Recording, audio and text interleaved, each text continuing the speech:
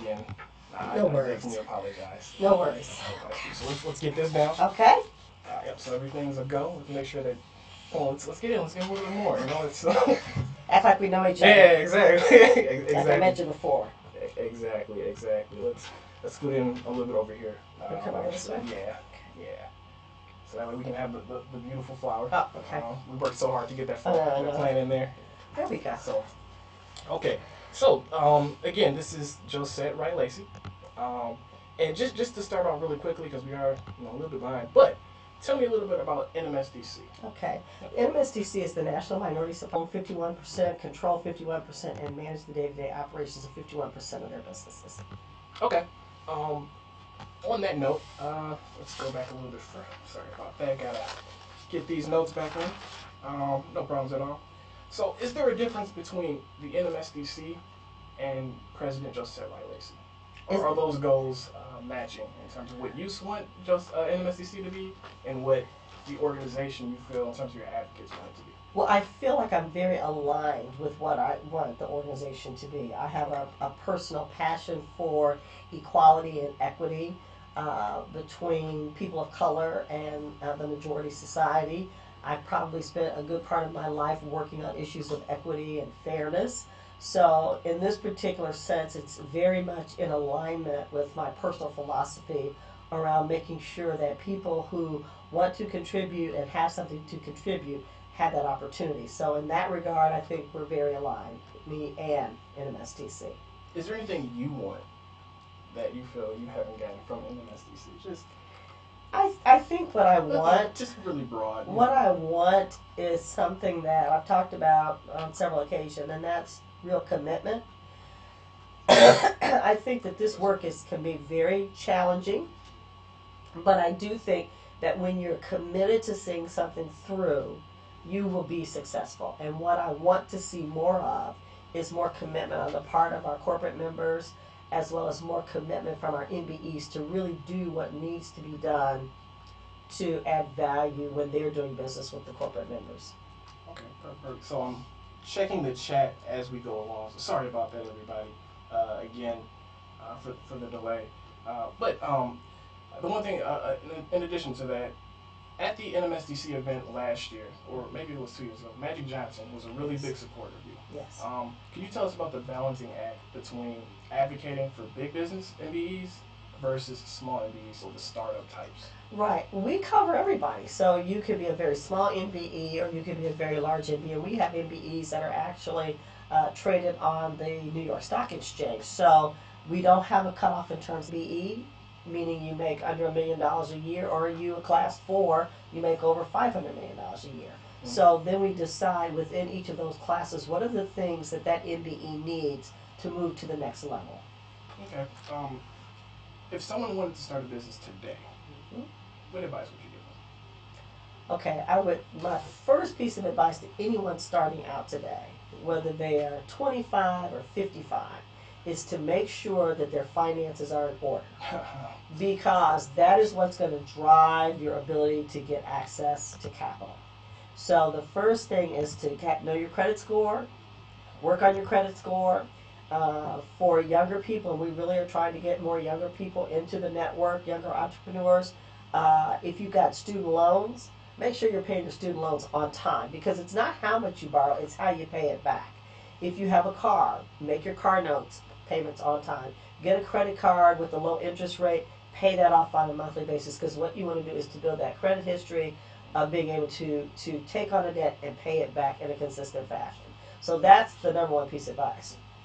The second thing I would do is to, before you go into business, really understand what it is you're selling, whether it's a service or a product, and what is it that makes it better than anything else in the marketplace. Because everybody is selling something. And when you go in and you have your first meeting with the potential client, they're going to want to know why they want to change what they have today for what you're offering. And if you're not able to come up with a value proposition that's compelling, you're going to spend a lot of time knocking on doors. The third thing I would say is know your marketplace. You know who you're selling to, why you're selling it to them, and know your competition. Yeah, because your competition they're going to be trying to figure out how to build a better mousetrap as well. So get your finances in order, understand your product, how it drives value, and then understand the marketplace. And then specifically around understand who your competitors are. Okay. Okay. That's really good advice. So if you don't mind, let's go ahead and there's three big pieces or sections that I want to talk to you about during this time. First one is technology. Okay. Second one is funding for MBEs. Okay. And then lastly, what is your 6-year plan to get to your 50th anniversary for the NMSDC? Okay. So 6-year plan, huh? Yeah. I'm trying to get through this year, but okay, I'm going to be thinking about that as we talk. Perfect. So let's first start out with technology. How is NMSDC utilizing technology to connect with MBEs? About 5 years ago, we did a strategic plan, and as part of that strategic plan, we realized that we needed to have a better way of using technology. We had been using technology just to facilitate office transactions and our basic business processes. What we realized is that we could do a lot of work and provide a lot of services via technology. So we've created a new database that allows our members to more easily access our corporate members, pull down reports about our MBEs, really understand a little bit more about what our MBEs can offer, do analytics that they couldn't do before. So we're really using technology to be a marketplace, if you will, using it to post opportunities both between MBEs and MBEs, corporations and MBEs, so that it really becomes a marketplace, if you will, for the sharing of opportunities and ideas. So we're going to continue to flesh out what that technology platform looks like. We have, when we have certification, all of our certification processes are now automated. It used to be you had paperwork and you would go into an office and you'd fill out a lot of paperwork and there'd be stacks and stacks and stacks of paper. Manual process. Right, it's now all automated, which was it's an incredible savings, not just to the trees, but to just the time required to get all that stuff in. And we're looking at ways that we can kind of save some of that data so that people can use that, they can download their app and then add to it for different certification protocols as time goes on. So. What do you see that system moving towards? For example, will you be able to connect that in an event or conference through your system? That's the ultimate goal. We are just now getting our first app. We had an app at our conference last year and the year before last. Didn't really know a lot about it. We are now up implementing an app that will stay up year round, and we will be able to use that to push out information to like buzz people and say, okay, you're an MBE in this space. We just got notification that this company is looking for. That would be great. Yeah, that would. So we're trying to make that more real time. Yeah. We're already doing stuff with social media that we did not do at all when I came on board. We had no social media whatsoever. So now we have Facebook. We're on Twitter. We have LinkedIn, and we use our website more to actually push out information than we did before. That's good. That's good. Speaking of technology, you just mentioned that before. Not just NMSDC, but do minority businesses have issues, or is that a weakness for minority-owned businesses in terms of utilizing technology?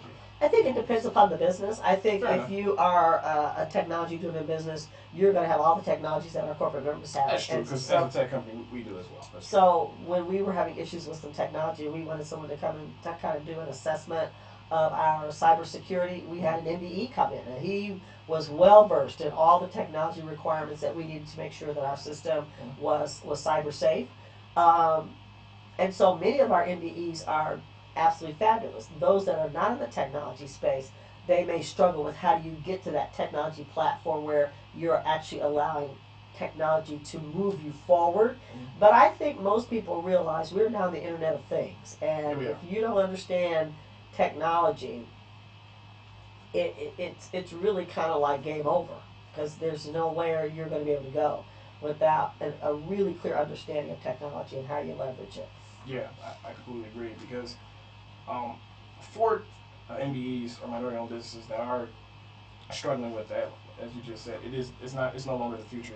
It's today. It's today. Exactly. It's not enough to ride the wave. You got to own the wave. Exactly. I completely agree. The last question for the technology section is NMSDC.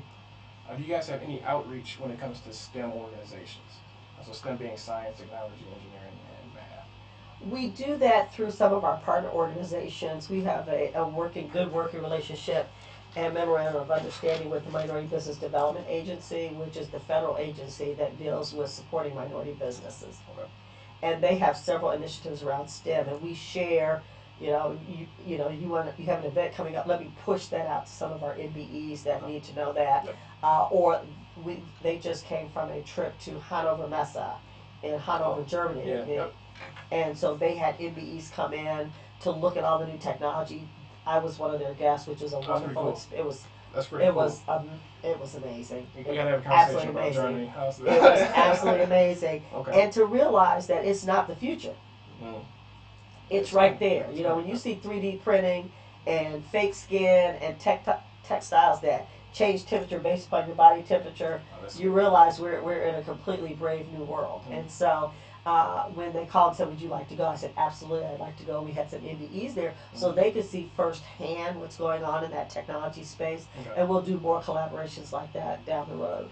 Okay. All right. That's pretty good. That's pretty good. So let's go ahead and let's switch gears a little bit. Okay. Let's talk about what is key to the National Minority Supplier Development Council, and that's funding for MBEs. Yes. So I understand that this is something that you're really passionate about, really in depth about, so let's go ahead and get started. Let's just talk about the overview of MBEs. Okay. And how, I don't want to use the word issue, but what is it like for minority-owned businesses trying to access capital? So I've been in this space for a long time. Since 1987, and when I first came into this space working with minority suppliers, the number one problem that faced minority business was lack of access to capital. Right. Fast forward, when I was asked to serve on the U.S. Department of Commerce, had a National Advisory Committee on Minority Businesses, and they asked me to serve on that committee, and my committee happened to be access to capital. It's still a problem in 2011. So from 1987 to 2011 to 2016, it is still the number one thing that is impacting business opportunities and business growth for MBEs.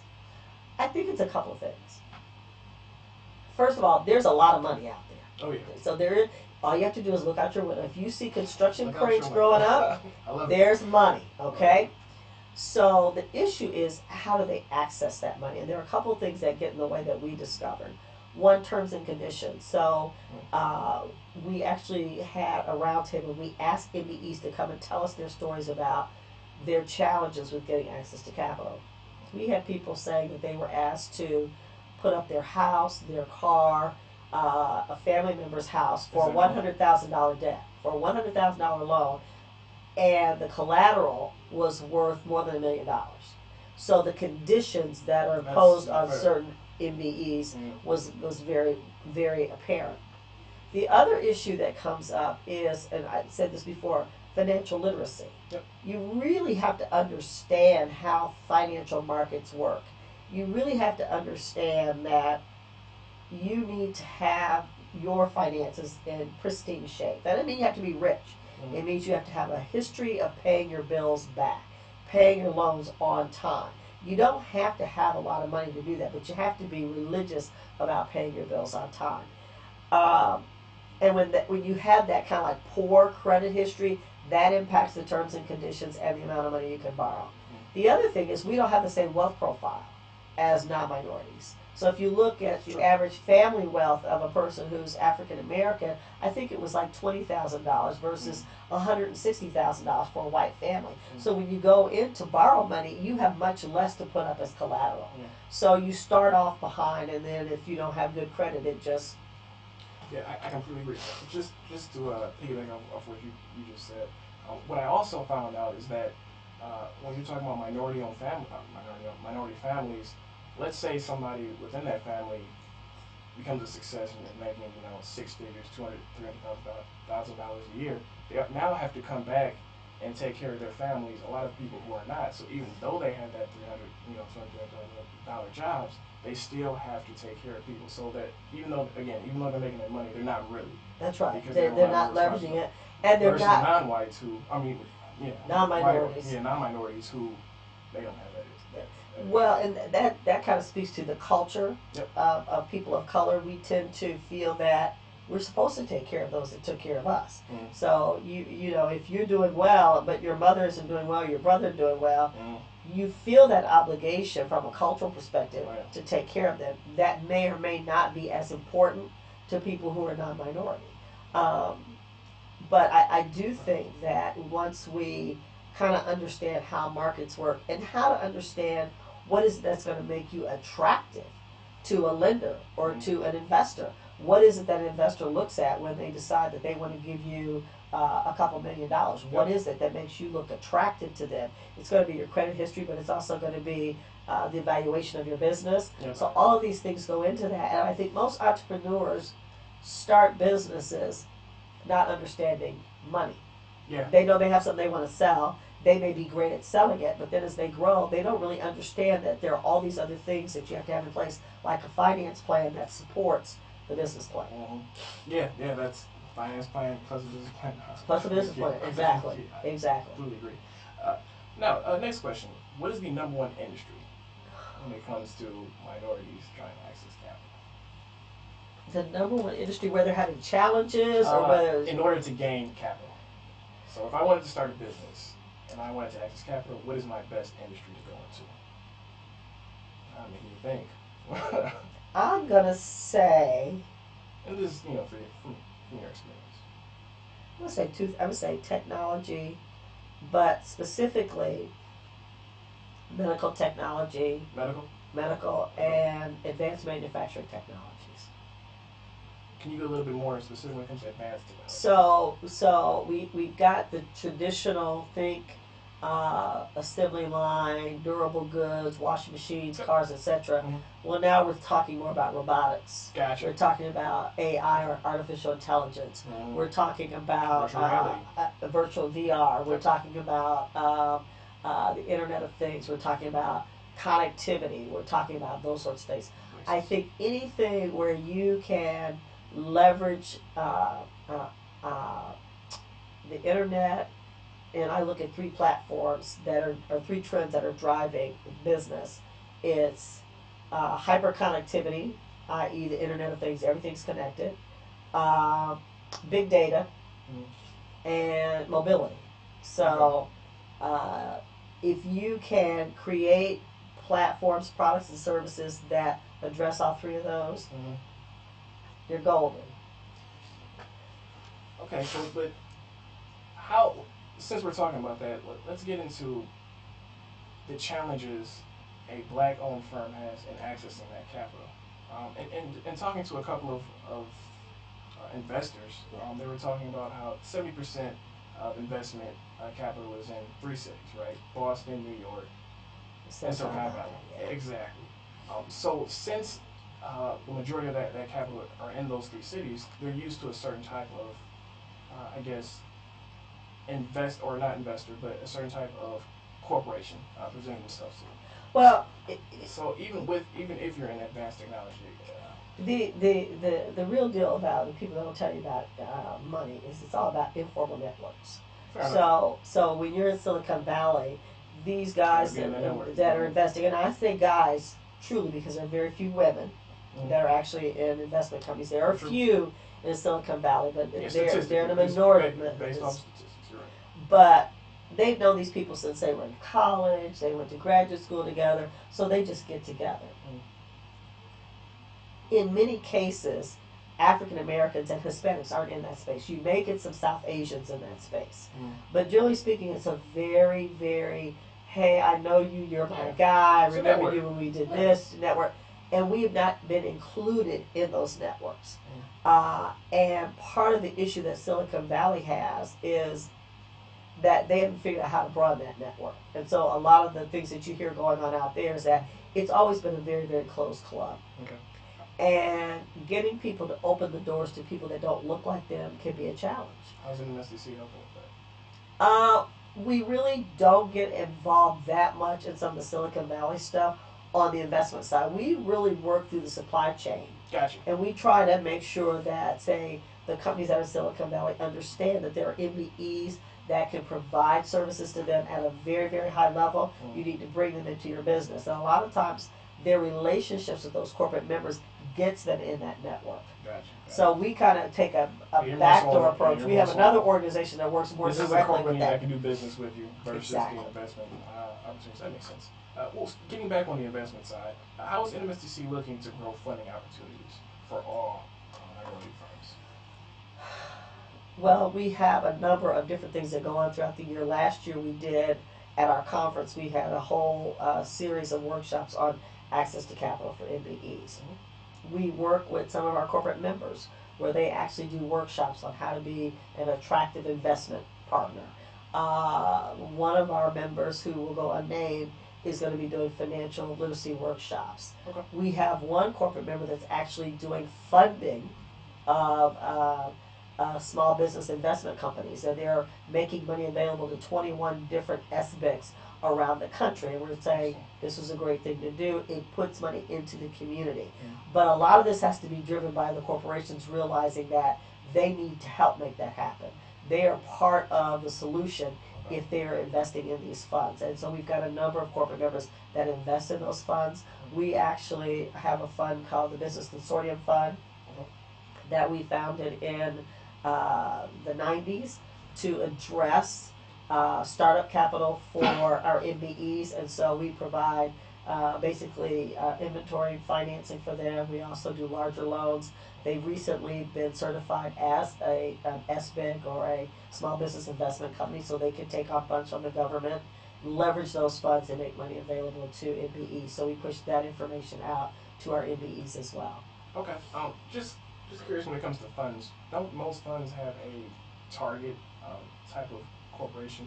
They do. They do. Okay. And so I was just talking with a gentleman who runs an organization that has a whole family of funds, and they all have their profile, what we look for. We invest in technology, we invest in healthcare, we invest in financial services. So they all have their profile, and that's why it's important for an MBE to make sure that they're presenting themselves to the right fund. Yep. At the right time. So you really got to get into this and say, okay, which funds focus on mezzanine, which focus on venture, which focus on equity, and let's figure out what's going to make me look attractive, and then you build your portfolio around the target, your target investor. Yeah, I have heard the phrase, however, with that going investment, either you're looking for capital or you're trying to make sales. Right. So there is a sacrifice. There is a sacrifice. There is a sacrifice. But everything in life has has a cost associated with it. Okay. Let's get back to black on a particular topic. I've just recently read an article discussing about how there are people out there who don't want people to know that they're black in terms of their ownership stake. So can you just comment on that and let us know your thoughts on that topic? I gotta ask, right? You know, this saddens me. This just really saddens me because, and I'll use this, it's gonna sound a little crazy, white people don't run around pretend they're not white. Do they? True. I mean, and they use their whiteness to leverage opportunities to markets, capital, access. They use that. If there is a program that allows you to leverage your identity as a person of color that's going to get you an advantage, I say take it. Now, it doesn't mean that you're automatically going to get it, and it doesn't mean that it's going to come free, and it doesn't mean that you're not going to have to bring your A game. But what that says to me, that person is afraid that they're going to be thought less than. That's not a problem with the company, that's a problem with that person. So if you go in and say, well, I can't tell, let's just use Procter & Gamble as an example, I can't tell Procter & Gamble that I'm a black-owned company because they'll think less of me. But do you know anything about Procter & Gamble? What would make you say that? What research have you done that would support that position? When in fact Procter & Gamble has a very robust supplier diversity program, and they might think that's a great thing. Well, some people may think that hinders their opportunities to get contracts, not just with Procter & Gamble, but possibly maybe if they're in some type of government agencies. I don't know exactly what. Well, the government's a great place to go to an MBE because they do have targets that they have to meet. I wish we could bring in one of those people or those companies. Well, I understand, and I actually had a young man call me, and he said, "Look, I kind of want to get certified, but somebody said if I get certified, I'll just be identified as a black person, and that's going to hurt me." So I asked him, I said, "Is the person that told you that white or black?" He said, "White." I said, that figures, because he knows now you're going to be on the same playing field with him, because your being black is going to get you the same opportunity to get into the door that he has because he's white. So maybe you should kind of rethink the advice that he's giving you. I can't tell anybody that they must get certified. Right. People have to make that decision on their own. What we do know is that our MBEs do very, very well with our certification, because our certification opens up that network. And it says to our corporate members, these are MBEs that have passed the test of ownership, control, day-to-day operations of their businesses. They are good businesses. They are in a development path with us, with our programs, that there's no reason for you to feel embarrassed by selecting one of our MBEs to do work for you. But again, that is something people are going to have to feel either a level of comfort with, or they don't. Okay. But it really does, it really does sadden me. It really does sadden me. I completely agree. Not wanting to identify with whatever you are. Right, not exactly. Just black, just period. That's intense. Okay, is there anything else you want to talk about in terms of the funding opportunity piece? Well, I do think that we're going to see some improvements in the funding piece, because I think the policymakers and thought leaders are beginning to realize that if we don't adequately fund minority businesses, if they don't have access to adequate funds, their growth is stunted. And it's the fastest growing sector of the economy, is minority entrepreneurship. They're creating the most jobs. So if they're squeezed in terms of an access to capital perspective, that means fewer jobs. So this is really going to be about a jobs issue.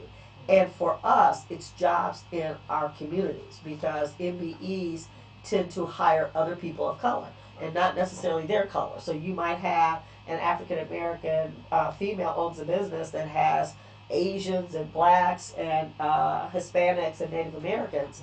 You're not going to find that in a white company. They tend to hire people that look like them. Okay. Let's get to the 6-year plan. This is the last section. A 6-year plan. Exactly. I know 6 sounded kind of weird, but I do know in 6 years. You're trying to give me the 50 years. Yeah, exactly. I was trying to be creative okay. with that. You know, just 6.5. So. Yeah. But yeah. So yeah, just really quickly, just the overall 6-year plan. Then we'll get into a couple of the specific questions. So, in 6 years, I would like to see a commitment on our corporate members that is evidenced by embedded processes that include MBEs in all business opportunities. Not just things that come from the supply chain, but that might be, we've got a law department, we've got minority-owned law firms, maybe we could use a minority-owned law firm to do this work. Or we have a need to put money in with an investment manager. We have minority investment companies, maybe they could do that work. Right now, a lot of the activity is being driven by our procurement leaders and our corporate members. I would love to see the conversation get beyond procurement to the entire business, so that everybody understands that this is not a procurement issue per se. This is a corporate commitment to including minorities in all aspects of business. So that would be one thing. I want to see that happen. 2, I want to see access to capital be a non-issue. I want there to be a way to have a marketplace, so that MBEs, kind of like you have, Lending Tree, you can get a mortgage online. I would love there to be some sort of financial infrastructure that allows MBEs to identify and select the funding vehicle that they need. Whether that would be all minority investors or non-minority investors, it really doesn't matter to me, because at the end of the day, the color of money is green. So I don't really care who's providing it, but I think we need to have a technology solution for that. I think that the network piece works great, but until you get a network, you have to figure it out. You've got to figure out, I need money today. I don't have time to build a network of relationships right now. You're doing that along the way, but as you're doing that, you're still going to need money from time to time. So I'd love to see something like that. I think the third thing I'd like to see is a real commitment to equity.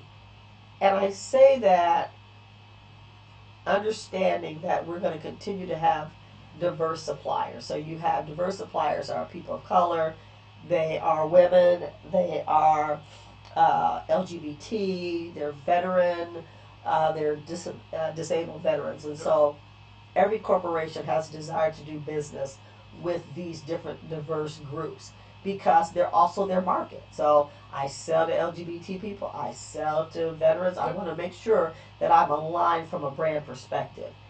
But when you do that, I would like to see the pie get bigger, because what's been happening is that, imagine an Olympic swimming pool. Okay. Do you swim? No, I do not. Me either. I think I swim though. Okay. I don't swim, but I won't drown, but I don't swim. You know, I survive. I can survive. So imagine you've got an Olympic-sized swimming pool, Okay. and you have 2 lanes, and the 2 lanes are for your diverse swimmers. Okay. The other lanes, which I think is about another 8 lanes, that's for the non-minorities. Okay. Right. So now, when you do that. Okay, so if you put all the minorities in 2 swim lanes, it used to be the diverse suppliers were minorities, so they had 2 lanes: Blacks, Hispanic, Native, and Asian American. They're going out. So they was that, okay, let's throw some women in there. Now some of the women are minority and some of the women are white, so throw the women in there. So now it's a little crowded. Now we're going to throw in the LGBT community. Okay, we're still swimming in the same 2 lanes. Now the white guys are still swimming in the other 8 lanes, right? You're in the 2. Now you're going to add the disabled veterans. You're going to add the hub zone. You're going to add all these people. We're now still swimming in the same 2 lanes. Interesting. When do we open up a lane? Why is it that the same 8 lanes is that they're doing backstrokes and we're all kind of just moving together? On that note, do you think some people may argue that having supplier diversity programs is what's constricting that lane to 2? No. I think what's happening is that the people that are in the 8 lanes, they try to stay in the 8 lanes. And the people that are making the decisions look more like the people in the 8 lanes than they do like the people in the 2 lanes. Okay. So you feel like supplier diversity actually needs to expand? It needs to expand for a couple reasons. One, we offer great solutions. We're innovative. We're cost effective. We hire people in our community. If you hire an MBE and you give them $1 million contract is worth about 10 jobs. Okay? You ask an MBE where those 10 jobs are going to come from. Most likely, 70% of them are going to be people of color, supporting other people of color in their community. You ask a white person, who's he going to hire? 80% are going to be white. Well, that's great. That's going to help their community. But the community that's at risk are communities of color. Those are the communities that are at risk in this country right now. That's where we have the issues of crime. That's where we have the issue of homelessness, hunger, all those things. They can all be fixed with good jobs. Oh, yeah. They can all be fixed by good jobs. Jobs solve a lot of problems. Jobs solve a lot of problems. So I would like to see our lanes increase. Okay. Now, the challenge is all the MBEs have to be ready to swim in the bigger lanes, because now we got more lanes. But I think if you give us a chance, we have proved historically that when given a challenge, we can exceed the challenge. You know, we can look at baseball. We can look at Jesse Owens. We can look at a lot of people. Give us the chance, we deliver. But if you don't give us the chance, that's a missed opportunity. I completely agree. Let's go a little bit deeper into the 6-year plan. NMSDC, in terms of you're reaching out to millennials, what is the plan to help increase minority-owned businesses? Just to know on that, I do have a friend, and he has an internship idea, connecting with supplier diversity programs, or departments, where he brings in people through colleges as an internship, so they can come in and be involved in those purchasing meetings, so that they can possibly create their own idea in terms of companies, so that way they have a leg up moving forward throughout college and throughout. I think that's a great idea. There's an organization that I'm familiar with called the Institute for Supply Management. Okay. Yep. And ISM, is it ISM? Yep. They have a program that actually has young people from the HBCUs. They actually have a competition every year on supply chain, and they run a competition to see who wins every year. I think this year it was Clark Atlanta. Don't be upset. I got love for Clark. But those are very important ways to bring minorities even into supply chain to understand what's going on. The other thing that we're going to be doing in the fall, we're going to initiate our own program that's going to actually offer a reduced registration fee for emerging and young entrepreneurs. Okay. So I think our typical fee for registration is something like $800-900. We're going to do a special fee for young people. I think it's between 18 and 35. Oh. Yes, about 18 and 35.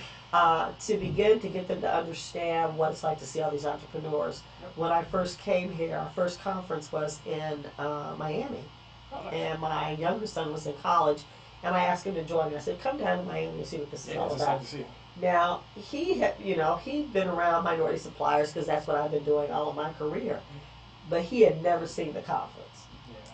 And he came to a luncheon, and I sat him at a table with people who did what he does. He was studying architecture, so I had him with builders and construction people and all that kind of stuff. And he was like, "Mom, I had no idea how successful these companies are." Because people get this notion MBEs are small mom and pops, and no. One guy had like 350 employees. They've got $500 million. I told him, one guy told my oldest son, I said, "Well, he makes pallets, that you pack stuff with." He goes, "He's got a $500 million pallet business?" I said, "Yeah, pallets are needed by corporate America." He bought a new technology that allowed him to create a process for knowing how to rack and stack. He said, "Wow." So you gotta, if you don't know, don't know. So we want to bring them in early, do some early training and development for them so they understand what it means to be an entrepreneur. The other thing that I used to teach in this program, and I'm assuming they're still in existence, is junior achievement. I taught junior achievement in inner city schools. It was all about business and how to start a business, and you got your own little play money at the beginning of the semester. Right? And you can earn money by doing your homework. You can earn money exactly, and then those sorts of things help young people begin to think about that. Black Enterprise has a wonderful young entrepreneurs program. So I really encourage to pull from them to bring them into the network to get them certified, because you guys are going to bring the technology. What I struggle with, you all just get just like that. So I'm telling a lot of my MBEs, go out and hire a millennial. You might have some challenges initially. There's some generational differences, but the level of commitment that millennials bring to a problem, like you are like, we're gonna figure this out. One way or the other, we're gonna get this figured out. The commitment to excellence, wonderful. And then helping to translate this world for people like me that did not grow up. I mean, we grew up with cursive. You all didn't grow up with cursive. So we have to be, we have to, I mean, we didn't get out of school unless we did penmanship well. So you didn't even know what penmanship was, did you? I mean, I do in terms of what I'm guessing by penmanship, how when you write, is it legible? Is it legible? Is it? And back in the day, it's legible. All right, see? And it's pretty. It should be pretty. Are you commenting off on my? No, I'm not saying anything about that chicken scratch over there. But I will say that there is that transfer of knowledge that's going to have to take place. It takes place in every generation. I think that baby boomers have redefined what aging looks like. We're no longer like when my grandmother was my age. I thought she was old. Grandma's old. I don't think I'm old, and I don't think that most people think that I'm old. But I've had to keep up with different things. But the speed of change now is intense, and so there's that group of people that need to come in and help us figure out how to leverage that. We recognize that, which is why we're using this program in the fall to start this pipeline and begin to get them more engaged as young people in the possibilities that entrepreneurship offers. Okay. Are there any future opportunities with government for minority-owned business? I know there's a ton right now. Over that 6-year plan, remember? I think we basically deal with private enterprise. We basically deal with corporations. We do some government stuff because many of our corporations are government contractors as well. Are government contractors and there are a lot of government contracts out there. I think you have to decide how you're going to have your portfolio. So you've got your products and services, and now you also need to know what industries you're going to target and then what customers within industries. So you might have a piece of your business that's focused on government. But if you are totally government, it's a good living. You can do very, very well. You can do very, very well. But the transfer of that back into the public sector or the private sector is a little more difficult. Yeah, because my next question was going to talk about AA. Yes, we do. We're working on a program now. We have a grant from SBA where we're trying to help 8A members who are in year 6 or 7, because they leave at year 8. We're trying to help them get the skills they need to bridge over and become private sector. So everything from certification to building a business plan that's based upon private business. In the government, contracts, opportunities, the bids are all posted. Don't post in the private sector. So you can't just go to the government website and say, okay, who's got this up for this month? You've got to build relationships into procurement departments if you're going to get opportunities in the private sector. And most AA people don't know that because they've only dealt with the government. Yeah. So our program is designed to help them make that bridge from government contract to the private sector. Okay. Why in years 6 or 7? Because you need a period of time to begin to migrate to get more customers. So if 100% of your revenue is now government contract, and you know in 2 years that's going to go down to 0, you need to have a couple of years to begin to fill that funnel, that pipeline, to get that revenue where you need it to be. Okay. Last question. At the 50th anniversary of NMSDC, the organization will be blank. Essential to corporate America. Okay. Short and sweet. Essential. Okay. So what are, well, I guess I have one more question. What are some upcoming events for NMSDC, and how can businesses connect with NMSDC? Okay, so we have our Leadership Awards, which is on May the 18th, where we honor leaders both in the corporate side as well as in our MBE community. In June, we have one of our development programs, which is the Advanced Minority Executive Program, which is housed at Kellogg at Northwestern University in Chicago for a week. That's a 1-week intensive.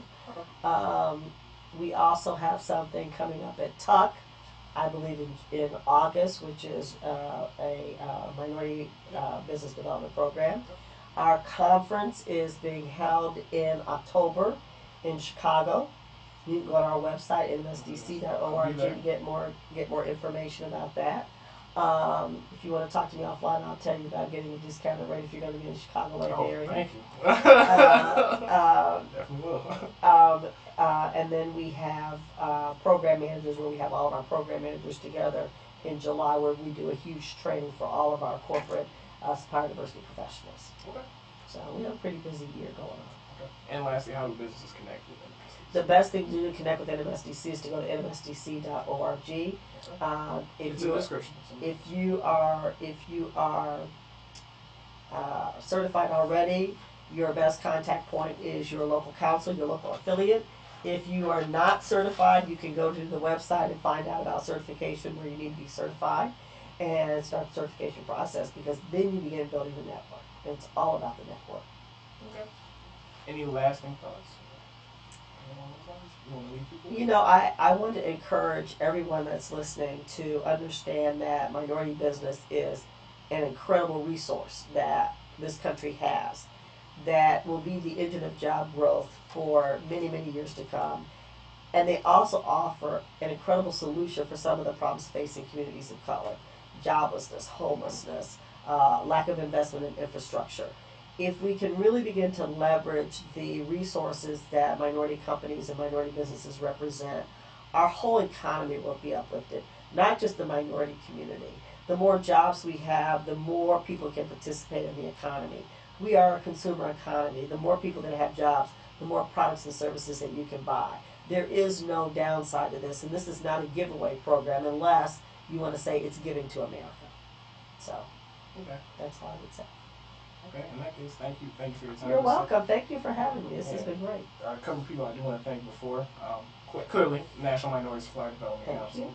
Hosting this event, letting us come in and just interview you. You're We had a couple of, mix up in the first 20, 30 minutes. I apologize for that. That's We okay. fixed it and was able to streamline, so I think it went pretty well. Thank you. Next up, MB Magazine, Diverse Reporting Solutions, and their sponsors, which include Delphi, Mental North America, JTech North America, Supplier IO, Connected, Hinkle, Consumers Energy, Event Desk, and Solar Ball Partners. And if you want additional information, just feel free to click at the bottom within the descriptions. Once again, thank you for your time. Thank you. And just enjoy your day. And again, thank you for giving us. Thanks, I appreciate it. Thank you. Let me go ahead and stop this.